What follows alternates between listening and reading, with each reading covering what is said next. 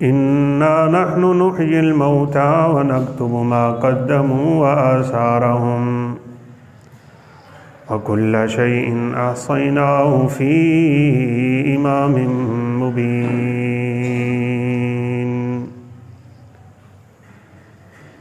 وقال النبي صلى الله عليه وسلم اذا مات الانسان انقطع عمله الا من عمل ثلاث: صدقة جارية او علم ينتفع به او ولد صالح يدعو له. رب اشرح لي صدري ويسر لي امري واحلل عقدة من لساني يفقهوا قولي. رب زدنی علما سبحانک لا علم لنا الا ما علمتنا انک انت العلیم الحکیم.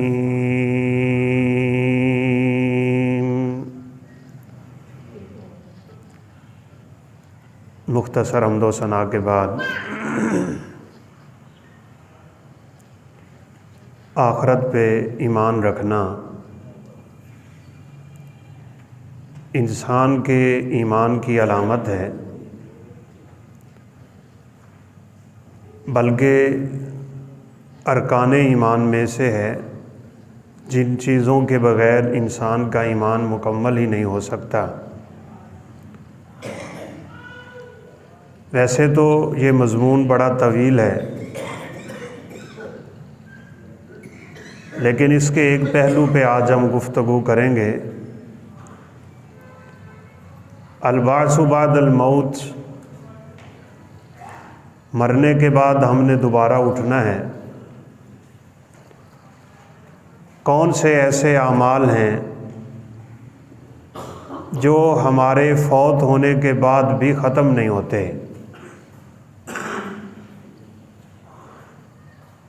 اللہ رب العزت نے انسان کی وفات کے بعد دوبارہ اٹھنے کا مسئلہ قرآن مجید میں بڑے واشگاف انداز میں مختلف مثالوں کے ساتھ اور بڑی ہی تفصیل کے ساتھ بیان کیا ہے. چونکہ قرآن مجید کے اولین مخاطبین اہل مکہ تھے اور ان کا مرنے کے بعد دوبارہ اٹھنے پہ یقین ہی نہیں تھا، اس لیے قرآنی صورتوں کا ایک بہت بڑا حصہ انہی مضامین پہ مشتمل ہے. وَضَرَبَ لَنَا مَثَلًا وَنَسِيَ خَلْقَهُ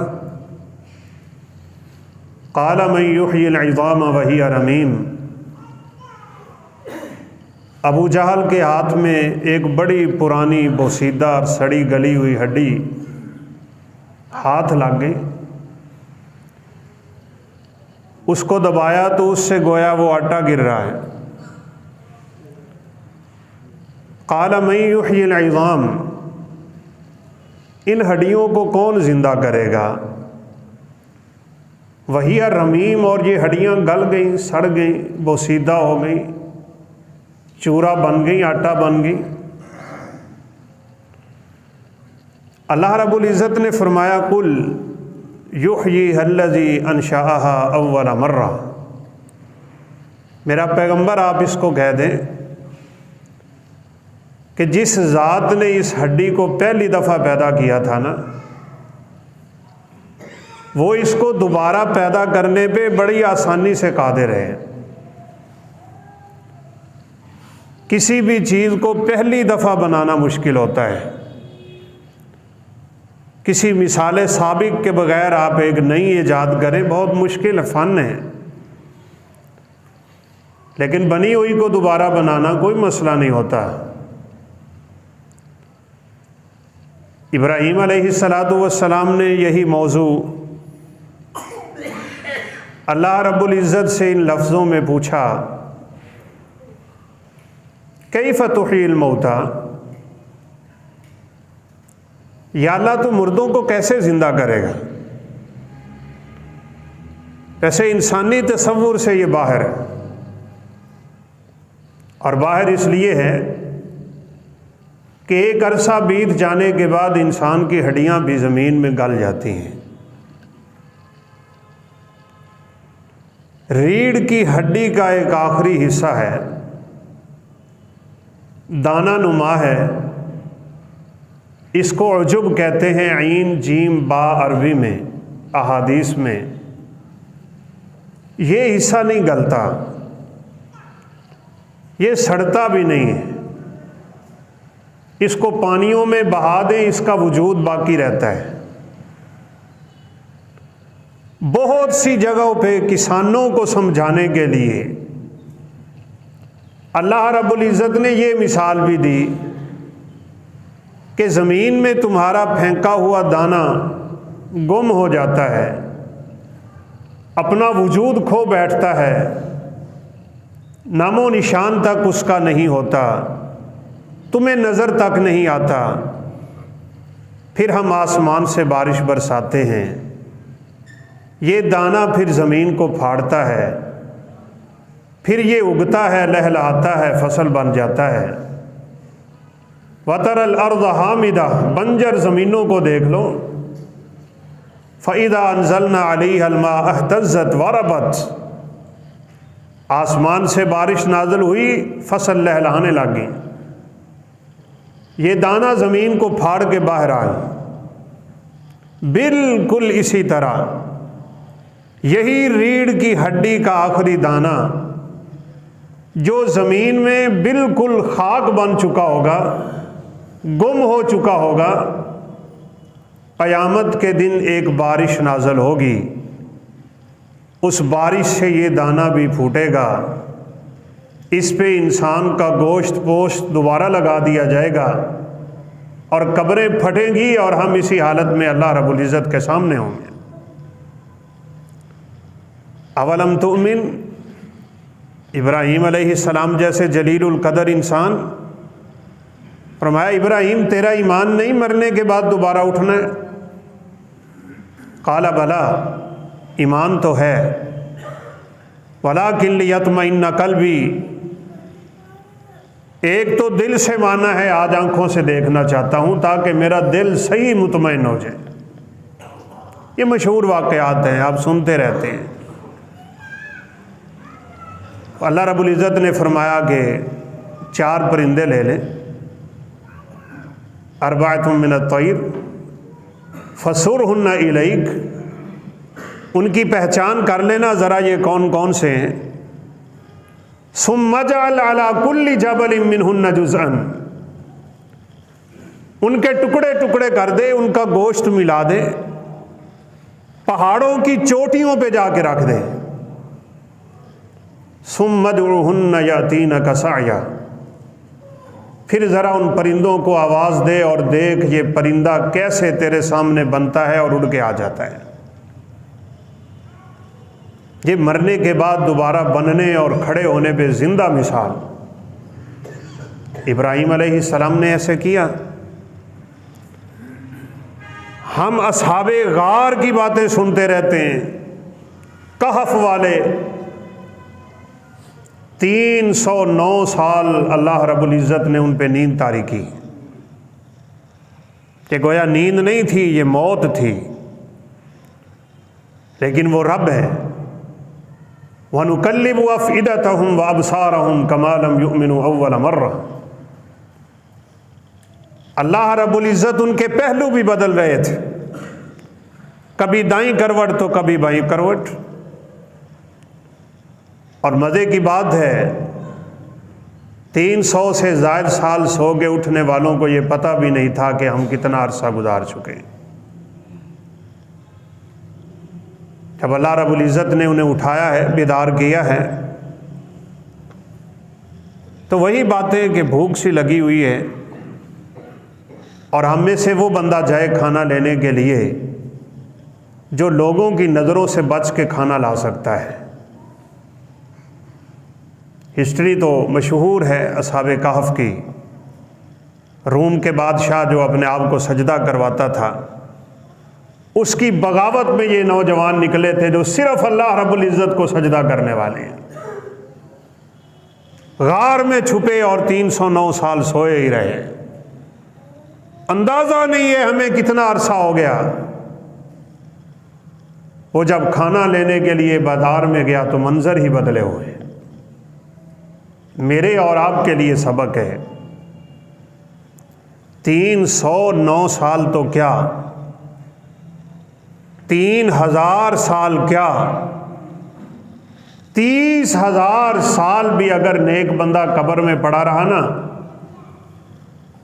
اللہ رب العزت کی طرف سے اس کی قبر میں آرام کی یہ حالت ہوگی، اٹھے گا تو لگے گا کہ میں کل سویا تھا۔ خود سیدنا عزیر علیہ السلام نے بھی یہی کہا، بستی الٹی پڑی ہے، گدھا ان کے پاس ہے، زیادہ راہ گدھے کے اوپر ہے، اور اس بستی کو دیکھ کے کہنے لگے کہ یا اللہ یہ کیسے زندہ ہوں گے لوگ، وَهِيَ خَاوِيَةٌ عَلَىٰ عُرُوشِهَا۔ تو اللہ رب العزت نے وہیں پہ ان پہ نیند طاری کر، گدھا بھی مر گیا۔ عزیر علیہ السلام بھی ایک وقت کے لیے اس دنیا سے گویا کہ روپوش ہو گئے، 100 سال، 100 سال کے بعد اللہ نے انہیں اٹھایا، اللہ اکبر۔ اور اٹھاتے ہی اللہ رب العزت نے پوچھا کم لبست، کب سے یہاں رکے ہوئے ہو؟ قال لبست یوما او بعض یوم، لگتا ہے کہ آدھا دن ہوا ہے یا ایک دن ہوا ہے بس۔ قال بل لبست 100 عام، فرمایا نہیں 100 سال آپ کو یہاں ہو چکا ہے۔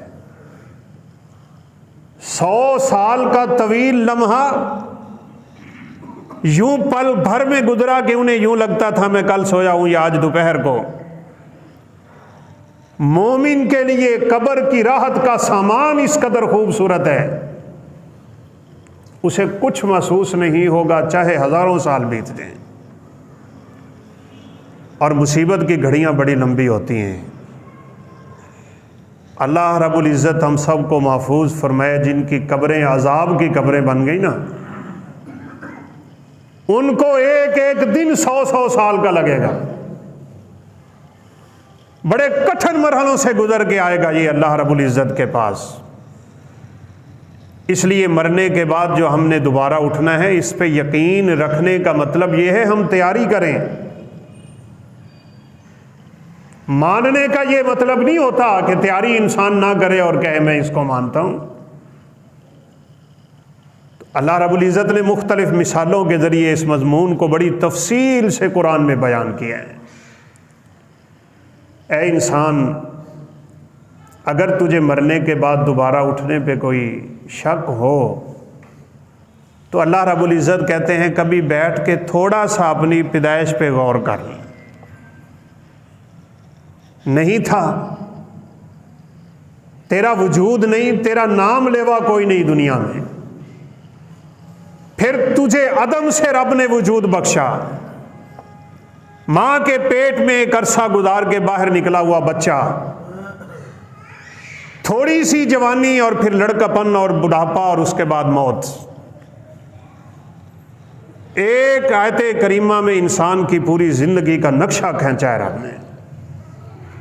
ہاں کسی کو ہم لمبی عمر دیتے ہیں، اور عمر بھی ایسی دیتے ہیں کہ لکئی لا یعلم بعد علم شیئا، سب کچھ جاننے کے باوجود وہ یوں ہو جاتا ہے جیسے اسے کسی بات کا کوئی علم نہیں۔ اولم نعمرہ ننکسہ فی الخلق افلا یعقلون، جان نہیں رہے ہو، عقل سے کام نہیں لیتے ہو، ہم کیسے تمہارے اعضاء کو کمزور کرتے ہیں، کیسے تمہاری خلقت واپسی کی طرف آتی ہے۔ کان وہی ہوتے ہیں لیکن سماعت ختم ہوتی جا رہی ہے، زبان وہی ہے، بولنے کی طاقت رب چھینتا چلا جا رہا ہے، جسم وہی ہوتا ہے انسان کا، لیکن اس سے طاقتیں رب واپس لینا شروع ہو جاتا ہے۔ اور پھر بالا آخر وہ منظر ہر انسان کو اس کا سامنا کرنا پڑے گا۔ والتفت الساق بالساق، آج تیری پنڈلی سے ٹکرانے لگ گئی، ٹخنے سے ٹخنا ٹکرا رہا ہے۔ کیوں؟ اللہ رب العزت کی طرف تیرا سفر شروع ہونے لگا ہے۔ میں نے پہلے بھی اشارہ کیا ہے، ہماری روح ہمارے پاؤں کی طرف سے نکلتی ہے اور آخر کار آنکھوں سے نکلتی ہے۔ رسول اللہ صلی اللہ علیہ وسلم نے فرمایا اذا خرج الروح تبعہ البصر، جاتی ہوئی روح کو آنکھیں دیکھتی ہیں تو کھلی کی کھلی رہ جاتی ہیں۔ روح کی پرواز کو آخر میں آنکھیں دیکھتی رہتی ہیں۔ نیک آدمی کی روح تو فرشتے یوں نکالتے ہیں جیسے مشکیزے سے پانی نکلتا ہے، اور برے آدمی کی روح کو تو اٹکا کے فرشتے مار مار کے نکالتے ہیں۔ لہٰذا ان مرحلوں پہ ذرا ہم سب کی توجہ ہونی چاہیے۔ حالت نزع سے کام شروع ہوگا۔ لوگ کہیں گے ہنے تے مینوں ملیا سی بازار وچ، اے دوپہر دا کھانا تے انہیں میرے نال کھادا ہے، اے ہنے ساڈی ملاقات ہوئی سی، کل کی تو بات ہے، آج کی تو بات ہے، دوپہر کو تو یوں ہوا ہے۔ وہ واپسی کے سفر کے لیے کوئی ترتیب نہیں میرے بھائیوں، آنے کی ترتیب تو ہے، یہاں سے جانے کی کوئی ترتیب نہیں ہے۔ ایک دم بلاوا آئے گا رب کی طرف سے، بوکھلاہٹ کا شکار ہو جائے گا انسان، سوائے اس آدمی کے جس بندے نے اپنی موت اور موت کے بعد کی تیاری کر رکھی، اسے کوئی فکر نہیں۔ اور فکر اسے ہو بھی کیوں جب فرشتے اسے خود ہی موت سے پہلے ہی تسلیاں دینے لگ جاتے ہیں۔ تجھے کوئی ڈر نہیں ہے، تجھے کوئی خوف نہیں ہے، ہم تو تجھے دنیا میں اس جنت کی بشارت دے رہے ہیں جس جنت کا رب نے تمہارے ساتھ وعدہ کر رکھا ہے۔ اس کے بعد مرحلہ قبر میں اترنے کا ہے۔ ویسے یہ بھی سیدھی سی بات ہے، ہمیں یہ 6 فٹ زمین کا ٹکڑا مل جائے نا تو یہ بھی سعادت ہے۔ کشتیوں میں مرنے والوں کو یہ بھی نصیب نہیں ہوتا۔ سمندروں کے سفروں پہ جن کی موت آتی ہے، لاشیں ساتھ نہیں رکھی جا سکتی، وہیں پہ کفناتے ہیں، اٹھا کے سمندر میں پھینک دیتے ہیں۔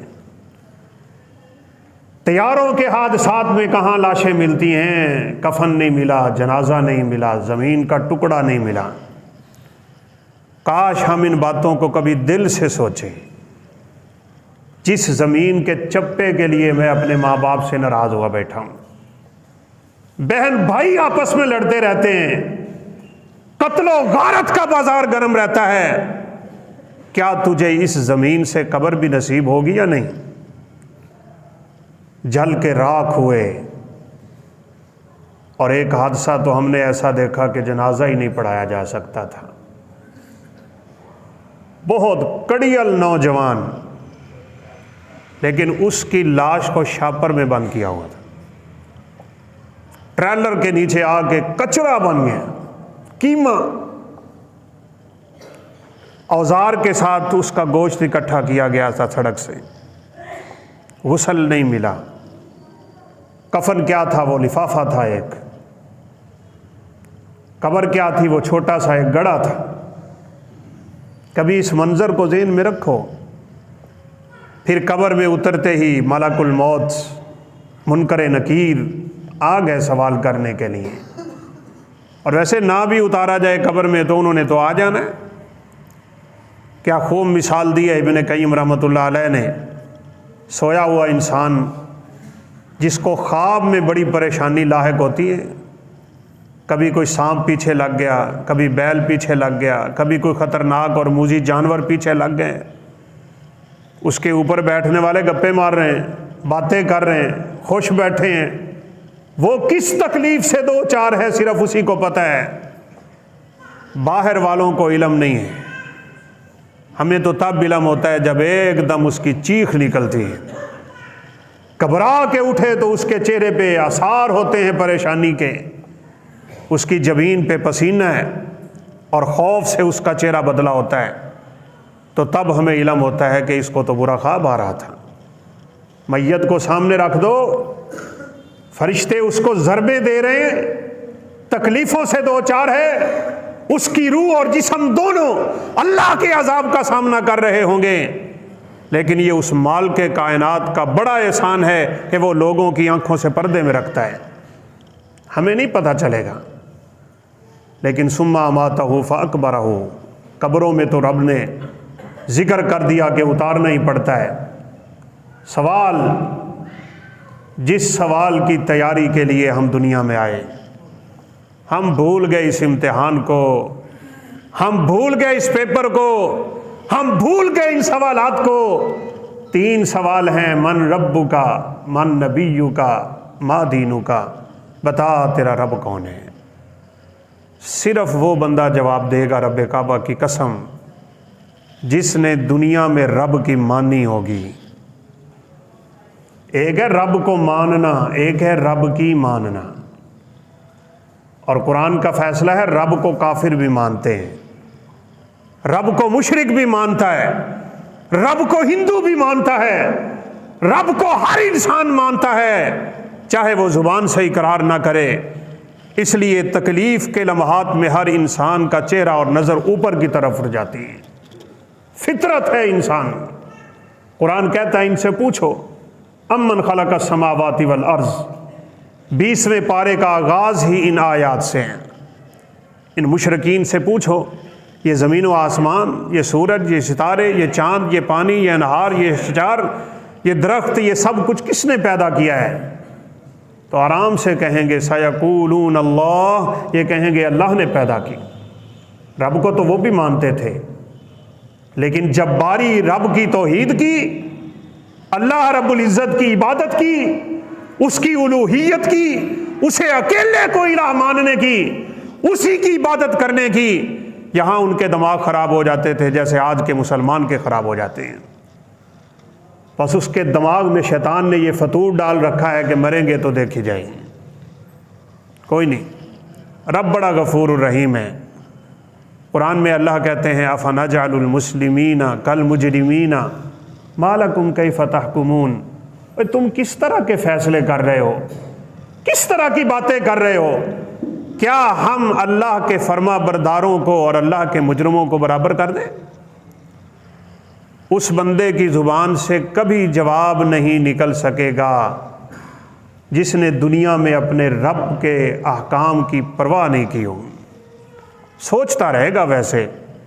کتنا کو مشکل ہے لفظ اللہ کہنا، کتنا کو مشکل ہے لفظ محمد کہنا صلی اللہ علیہ وسلم، کتنا کو مشکل ہے اسلام کا نام لینا، لیکن نہیں نکل پائے گا۔ ابو داود کی روایت ہے، سوچتا رہے گا، فرشتہ پوچھے گا تیرا رب کون ہے؟ اب اس کے دماغ میں تو آ رہا ہے، سنی سنی بات ہے، نکل نہیں سکے گا اس کی زبان سے۔ سوچ سوچ کے اس کی زبان سے جو کلمہ نکلے گا نا وہ یہ نکلے گا، آپ نے فرمایا ہا لا ادری، یہ کہے گا ہائے مجھے پتہ نہیں چل رہا میرا رب کون ہے۔ آپ کو پتہ ہے، ہم سب جانتے ہیں، بندہ بڑھاپے کی عمر کو پہنچ کے جب بیمار ہو جاتا ہے نا، اپنی ہی اولاد اس سے پوچھتی ہے بابا میں کون ہاں، بابا ویخ کون آیا ہی؟ کیوں جی؟ بابا بتا سکتا ہے، پہچان سکتا ہے؟ ساری زندگی جن پہ جانیں قربان کرتے ہیں ہم، اب انہی کو پہچاننے کے لیے ہمارے اعضاء کام نہیں کر رہے۔ یاد رکھیے گا، قبر میں اللہ کے باغیوں کو لفظ اللہ کہنے کی جسارت نہیں ہو سکتی، ان کی زبان سے یہی نکلے گا ہا لا ادری، میں نہیں جانتا، مجھے سمجھ نہیں آ رہی میرا رب کون ہے، نعوذ باللہ۔ تو حدیث کے الفاظ ہیں یضرب بمطارق من حدید بین اذنیہ یسمعها کل من یلیہ الا الثقلین، فرشتے اس کے کان اور اس کی کمر کے درمیان گرز مارتے ہیں، اس کی آواز انسانوں اور جنوں کے علاوہ اللہ رب العزت سب کو سنا دیتا ہے، ایسی مار پڑتی ہے۔ اور آپ صلی اللہ علیہ وسلم نے فرمایا لولا ان تدافنوا موتاکم لدعوت اللہ ان یسمعکم عذاب القبر، ایک ڈر مجھے پیدا ہو گیا تھا، وگرنہ میں رب سے دعا کرنے لگا کہ یا اللہ میری امت کے لوگوں کو قبر کا عذاب سنا ہی دے، ہوتا کیسے؟ لیکن پھر مجھے ڈر یہ پیدا ہوا، اگر تم نے قبر کے عذاب کو سن لیا، تم اپنے مردوں کو قبروں میں دفنانا ہی چھوڑ دو گے، نہیں دفناؤ گے۔ اس سے بہتر ہے سمندروں میں بہا دو، اس سے بہتر ہے آگ لگا دو۔ اس لیے بھائیو، اگلا مرحلہ یہ ہے، پھر ایک طویل عرصہ ہے قبر میں، طویل عرصہ۔ اور یاد رکھو، جیسے میں پہلے اشارہ کر رہا ہوں، اللہ کے فرما برداروں کے لیے یہ طویل ترین عرصہ لمحہ بھر میں گزرے گا، انہیں شعور نہیں ہونا، پتہ نہیں چلے گا، احساس تک نہیں ہے، کیونکہ ان کو تکلیف ہی نہیں ہے۔ وہ ہزاروں سال کے بعد بھی اٹھیں گے تو ایسے جیسے کل سوئے تھے اور آج اٹھ گئے۔ اور جس کے لیے قبر نعوذ باللہ جہنم کا ٹکڑا بن گئی، آپ جانتے ہیں تکلیف کے مرحلوں کو گزارنا کتنا مشکل ہوتا ہے۔ اللہ رب العزت ہم سب کو محفوظ فرمائے۔ پھر فرشتے کے پھونک پہ قبروں نے پھٹنا ہے۔ وَنُفِخَ فِي الصُّورِ فَإِذَا هُم مِّنَ الْأَجْدَاثِ إِلَىٰ رَبِّهِمْ يَنْسِلُونَ۔ فرشتہ پھونک مارے گا، ایک چیخ ہوگی، اس چیخ سے زمین پہ زلزلہ ہوگا۔ اِذَا زُلْزِلَتِ الْأَرْضُ زِلْزَالَهَا۔ آج تھوڑے سے زلزلے سے بڑی بڑی عمارتیں زمین بوس ہو جاتی ہیں، لیکن اس دن کا زلزلہ اتنا شدید ہوگا، زمین اپنے اندر کی چیزیں باہر پھینک دے گی۔ آپ پڑھتے ہیں نا، کبھی تھوڑا گہرا زلزلہ ہو تو کہتے ہیں جی زلزلے کا مرکز افغانستان تھا، یہ ہمارے آخری جو جھٹکے لگے ہیں اس کا مرکز افغانستان۔ کتنا کو ہے؟ صرف 5.6۔ یہاں بلڈنگیں لرز رہی ہوتی ہیں۔ زلزلہ کہاں آ رہا ہوتا ہے؟ نیندیں ہماری یہاں حرام ہو جاتی ہیں۔ اس دن کے زلزلے کے بارے میں سوچو، جب زمین 7ویں زمین سے لے کے اوپر تک ہل رہی ہوگی، سب کچھ اگال دے گی باہر، مردے اٹھا کے باہر پھینک دے گی۔ اخرجت الارض اثقالها، سارے بوجھ زمین باہر پھینک دے گی۔ اور یاد رکھیے، ان کو پھینکنے کا ایک مقصد بھی ہے، صرف یہ نہیں کہ مردوں کو نکال کے رب کے سامنے کھڑا کرنا ہے۔ اللہ اکبر۔ نبی کریم صلی اللہ علیہ وسلم نے فرمایا، قیامت کے دن جو زمین بنے گی نا، افراء صفراء بیضاء نقیہ، کوئی اس پہ درخت نہیں ہوگا، کوئی پہاڑ نہیں ہوگا، کوئی نہر نہیں ہوگی، کوئی دریا نہیں ہوگا، کوئی شجر نہیں ہوگا، کوئی حجر نہیں ہوگا، کچھ نہیں ہوگا، چٹیل صاف میدان اور ہموار زمین ہوگی۔ اس کا نیچ اونچ نشیب و فراز اللہ سارے ختم کر دے گا۔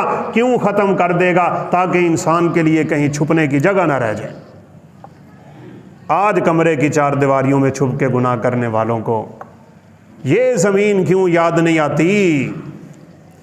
یوم تبدل الارض غیر الارض، اس دن زمین بدل دی جائے گی، کوئی چھپنے کی جگہ نہیں ہے، سب کے سب اللہ رب العزت کے سامنے۔ قبریں پھٹنی ہیں اور ہم نے قبروں سے نکلنا ہے۔ نکلنا کیسے ہے؟ کبھی یہ بھی غور کر لیں۔ بات سیدھی سی ہے، ہر مرحلے میں وہی انسان کامیاب و کامران ہوتا چلا جائے گا جس نے دنیا میں زندگی اپنے رب اور اپنے رب کے رسول کے حکموں پہ گزاری۔ یوم نحشر المجرمین یومئذ زرقا، پڑھیے 16واں پارہ۔ اللہ رب العزت کہتے ہیں مجرموں کو ہم قیامت کے دن قبروں سے نکال کے یوں اکٹھا کریں گے جیسے پیاسے کتے کی زبان باہر نکلی ہوئی ہوتی ہے۔ آخر ان مرحلوں سے ہم نے گزرنا نہیں۔ یہ کوئی قرآن کہتا ہے، مذاق تو نہیں ہے۔ وما ہوا بالہزل، پڑھیے سورہ طارق، یہ مناظر مذاق نہیں ہے، یہ کہانی نہیں ہے، یہ افسانہ نہیں ہے، یہ کوئی ڈائجسٹ یا ناول نہیں ہے جو سن کے اٹھ جاؤ گے۔ قرآن کہتا ہے انہ لقول فصل، یہ فیصلہ کن باتیں ہیں۔ وما ہوا بالہزل، یہ مذاق نہیں ہے۔ اللہ رب العزت مذاق نہیں کرتا، یہ قرآن مذاق نہیں ہے۔ اس کا حرف حرف کیا، زبر زبر کیا، نقطہ نقطہ سچا ہے اس کا۔ ان مرحلوں سے ہم نے گزرنا ہے۔ یحشر المتکبرون یوم القیامت امثال الزر، میرے پیغمبر نے کیا مثالیں دی ہیں۔ فرمایا دنیا میں تکبر کرنے والے اپنی قبروں سے یوں نکل کے لوگوں کے پاؤں کے تلے روندے جا رہے ہوں گے جیسے چیونٹیاں ہوتی ہیں، چیونٹیوں کے اوپر سے لوگ گزر رہے ہیں، چودھری صاحب لوگوں کے قدموں میں پڑے ہیں، اور یہ اللہ کے نیک بندے بڑی شان و شوکت سے ان کو روندتے ہوئے گزر جائیں گے۔ پڑھیے، قرآن ہلا کے رکھ دیتا ہے بندے کو۔ پڑھ لیں سورہ ویل المطففین، قرآن کیا کہتا ہے؟ الیوم، آج کے دن یاد رکھنا، جن لوگوں کو تم دنیا میں مذاق کرتے تھے آج وہ تمہیں مذاق کریں گے۔ الیوم الذین آمنوا من الکفار یضحکون، ہنسیں گے ان کافروں پہ، ہنسیں گے ان مجرموں پہ، ہنسیں گے دنیا داروں پہ، ہنسیں گے رب کے باغیوں پہ۔ تم دنیا میں دین داروں کو مذاق کرتے تھے، اب دین والے تمہیں مذاق کرنے لگ گئے۔ اور اس کی تفسیر میں تو بعض مفسرین نے لکھا کہ مجرم جب رب کے عذابوں سے اتنے پریشان ہو جائیں گے نا تو اللہ ان کے لیے جنت کا دروازہ کھولے گا، اور جنت کا دروازہ دیکھ کے دوڑیں گے، لیکن آگے سے دروازہ بند کر دیا جائے گا، چلو واپس جہنم میں۔ تو اس وقت ایمان والے ان کی یہ حالت دیکھ کے مسکرانے لگ جائیں گے۔ مذاق کرتے تھے نا دنیا میں، مولوی صاحب کو کسی کی شلوار ٹخنوں سے اوپر دیکھ لی تو کہندے ہیں ویکھو جی میں پانی لانا لے جا رہے ہیں، کسی کی لمبی داڑھی کو مذاق کر رہا ہے، کسی کی ٹخنوں سے اوپر اٹھی ہوئی شلوار کو مذاق کرتا ہے، کبھی مسواک کو، کبھی قرآن کو، کبھی اہل قرآن کو، کبھی قاری صاحب کو، کبھی امام صاحب کو۔ یہی ملتے ہیں مذاق کرنے کے لیے، قیامت کے دن سارے راز کھل جائیں گے۔ یوم تبلی السرائر فما لہ من قوت ولا ناصر، وہاں نہیں بچ سکتا کوئی انسان، کوئی مددگار نہیں وہاں رب کے سوا۔ یہ زمین و آسمان میں جن چیزوں کے تم سہارے لیتے ہو ان کو لپیٹ کے اللہ ہاتھوں میں کر لے گا۔ قرآن کہتا ہے یوم نطوی السماء کطی السجل للکتاب، یہ ہوتی ہے سجل کتاب۔ آپ ورقے کو یوں لپیٹتے ہیں اور لپیٹ کے یوں کر کے ہاتھ میں رکھ لیتے ہیں، اللہ ساتوں کے ساتوں آسمانوں کو لپیٹ کے اپنے ہاتھ میں کر لے گا، ساتوں کی ساتوں زمینیں لپیٹ کے ایک ہاتھ میں ہلا کے پوچھے گا اللہ لمن الملک اليوم، لمن الملک اليوم، لمن الملک اليوم، اوے بتاؤ آج کس کی بادشاہی ہے؟ دنیا میں 4 ٹکے کی دولت رکھنے والا، متکبر بن کے زندگی گزارنے والا، اپنی آخرت کو بھول جانے والا، اور دنیا سے دھوکے کھانے والا، جس نے اپنی چدراہٹ کو سب کچھ سمجھ رکھا گا۔ اللہ فرمائیں گے بتا آج کس کی بادشاہت ہے؟ کون بولتا ہے وہاں پہ؟ بولے گا کون؟ ننگے بدن لے کے کھڑے ہیں، ہر ایک کو نفسا نفسی کا عالم۔ آج دیکھیں ماں اپنے بچے سے کتنی محبت کرتی ہے، اور بچہ اپنے والدین سے کتنی محبت کرتا ہے۔ چھوٹے بچوں کو ماں باپ جتنا مار لیتے ہیں، ہٹ کے ماں کے قدموں میں آتا ہے، اسے پتہ ہے یہیں سے رزق ملے گا، یہیں سے کھانا ملے گا۔ اس پیار والی ماں کا قرآن منظر کھینچتا ہے، قیامت والے دن ماں دودھ پیچھے بچے کو چھوڑ کے بھاگ جائے گی، کوئی کسی کے کام نہیں آنے والا۔ پھر بڑے مرحلے ہیں، وہاں سے نکل کے نا ہم نے حشر کے میدان میں جمع ہو جانا ہے، اور یہ حشر کا میدان سجے گا جہاں آج آگ لگی ہوئی ہے، شام کے علاقے میں۔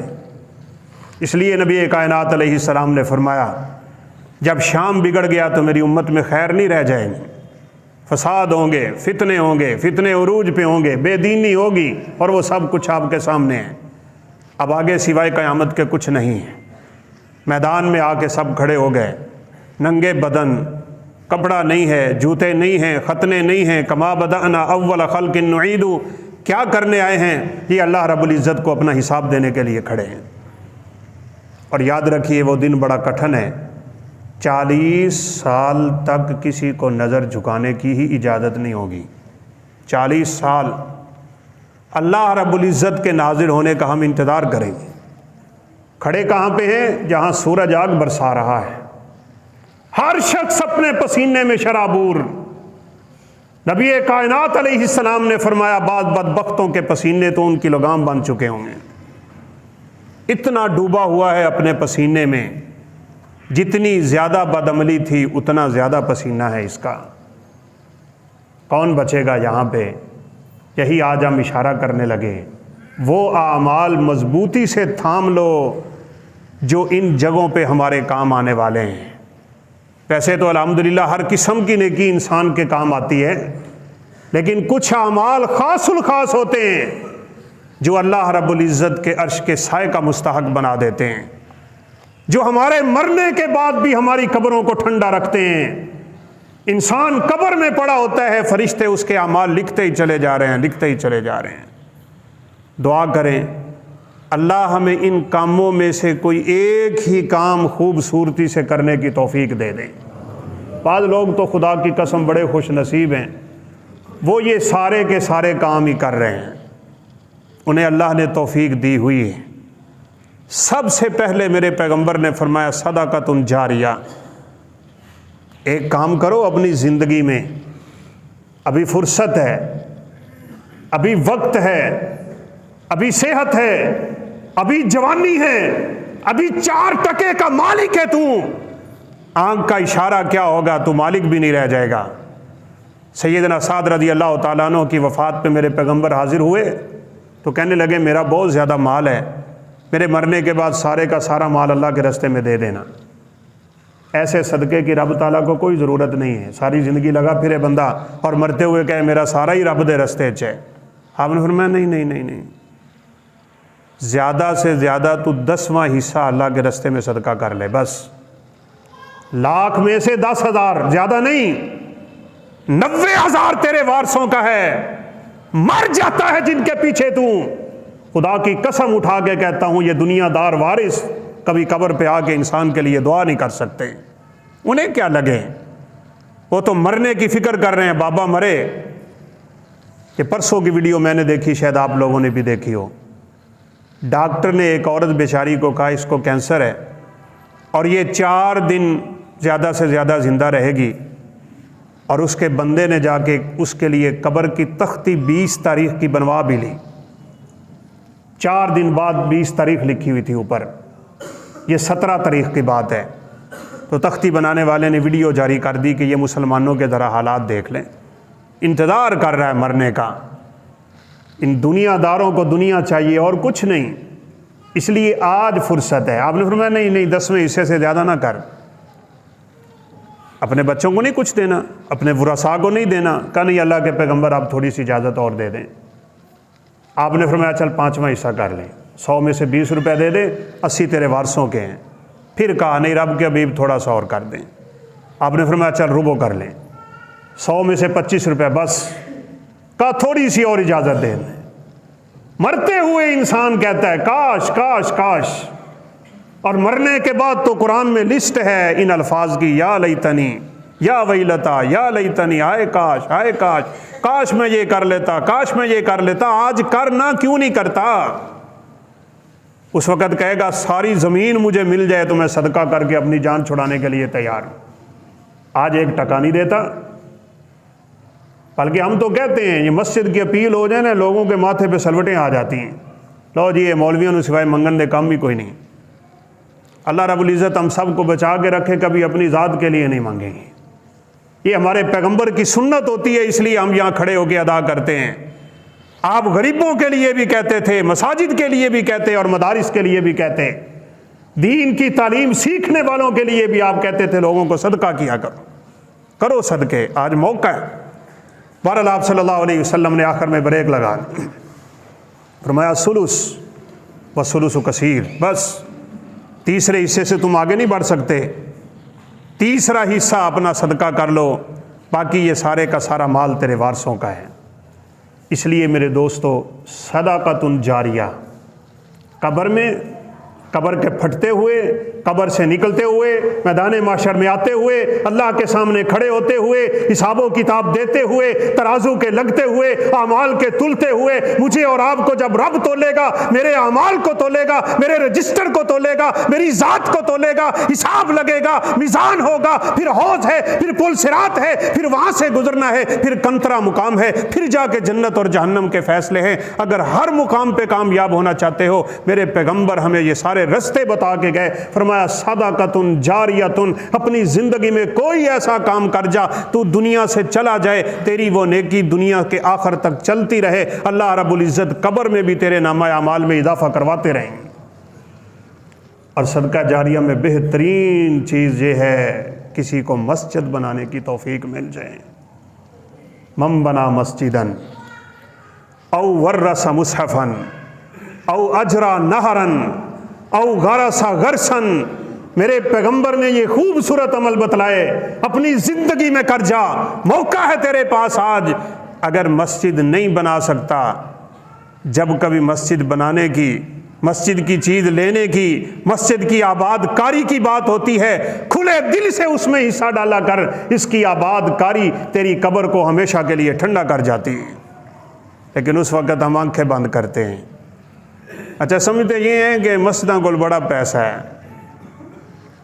میں نے ایک ساتھی کو اپنے ادارے کے لیے فون کیا، بڑا لینڈ لارڈ بندہ ہے، میں نے کہا یار یتیم بچے ہیں تو نے کبھی ہے بھی ہمارے گاؤں کا، اللہ تعالیٰ نے تجھے بہت کچھ دیا ہوا ہے اور اللہ کے فضل سے یہ چل رہا ہے نظام، اللہ اپنے بندوں سے چلوا رہا ہے، اور ہم تو خدا کی قسم اس بات پہ یقین رکھتے ہیں، میں نہیں کوئی اور چلائے گا، یہاں میں نہیں خطبہ دوں گا کوئی اور دے گا، رب کا دین میرا محتاج نہیں ہے، رب کا دین تمہارا محتاج نہیں ہے، ہم رب کے دین کے محتاج ہیں۔ اس بندے کی خوش قسمتی ہوتی ہے جو اپنی جوانی رب کے رستے میں دے جائے، اپنی صلاحیت رب کو دے دے، اپنا مال رب کو دے دے، اپنی اولاد رب کو دے دے، اپنا مال رب کو دے، جو کچھ رب نے دیا ہے وہ رب کو کر دے، حسنہ دے دے۔ اللہ کہتے ہیں میں قیامت کے دن پہاڑوں سے بڑا کر کے واپس کر دوں۔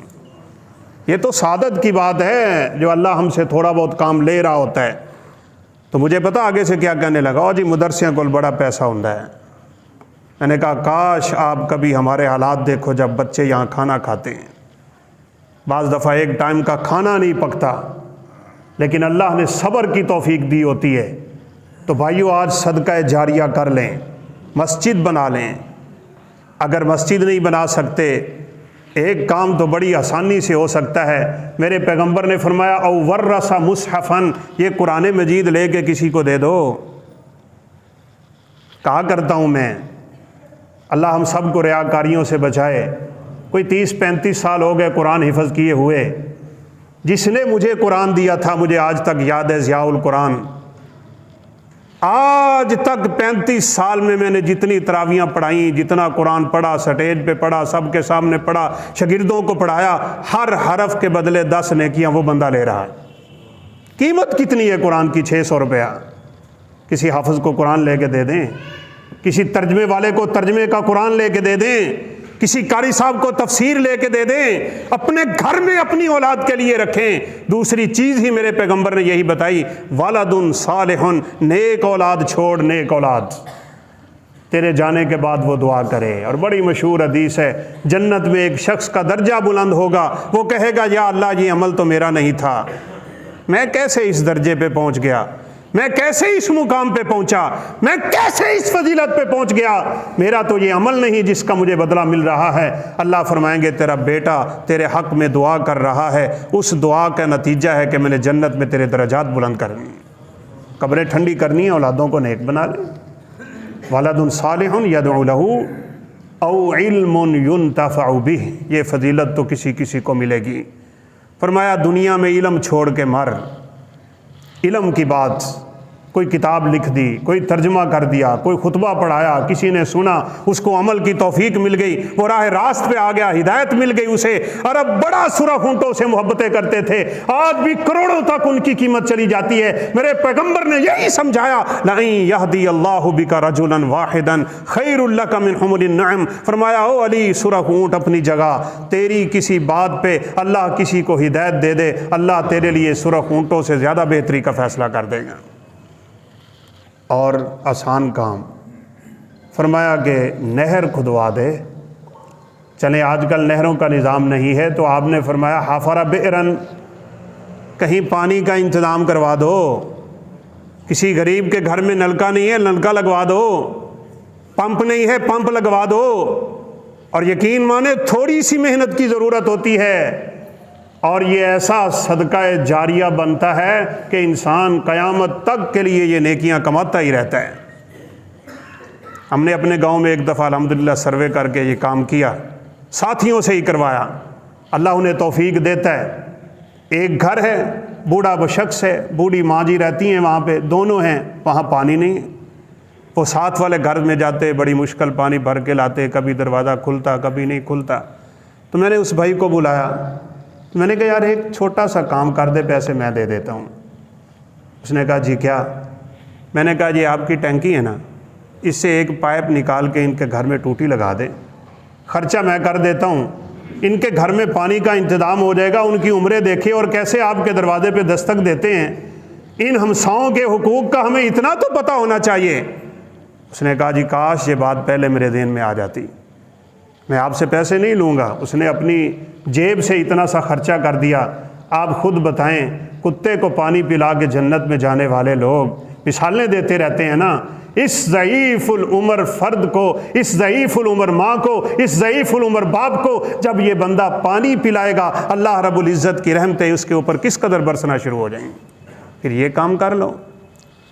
حفر بئرن، کہیں کنواں بڑے پانی کا انتظام کروا دیں، جیسے یہ واٹر پمپ بڑے بڑے لگتے ہیں۔ تو آپ صلی اللہ علیہ وسلم نے ہمیں یہ کام بتلائے جو ہمارے مرنے کے بعد ہمارے کام آتے رہتے ہیں۔ مگر نہ تو آپ نے فرمایا بندے کی آنکھ بند ہوتی ہے، اس کے عملوں کے دفتر سارے بند ہو جاتے ہیں۔ اذا مات الانسان انقطع عملہ، اس کا عمل دنیا سے منقطع ہوا، اب عمل رک گئے، لیکن یہ عمل جاری ہیں۔ مسجد کی آباد کاری میں آ جائیں، چنگے رہ جاؤ گے۔ آگے نکل کے آؤ، مسجد میں حصہ لو، آگے نکل کے آؤ، مسجد کی آباد کاری کے لیے مشورہ دو، آگے نکل کے آؤ، مسجد کی کمیٹی کا حصہ بنو، آگے نکلو، مسجد کے لیے ماہانہ کا انتظام کرو۔ ان مساجد کو آباد کرو گے، خدائے ذوالجلال کی قسم اللہ ہماری قبروں کو نور سے بھر دے گا۔ ہم جانتے ہی نہیں ان نیک کاموں کو کہ ان میں کتنی فضیلتیں ہوتی ہیں۔ پانی کا انتظام، مصحف لے کے دینا، اور اگر یہ بھی نہیں کر سکتے نا، کھیتی باڑی کرتے ہیں آپ نے فرمایا او غرس نخلاً، چلیں پھر اتنا کر، کوئی فصل لگا دے، کوئی درخت لگا دے، کوئی پھلدار لگا دے۔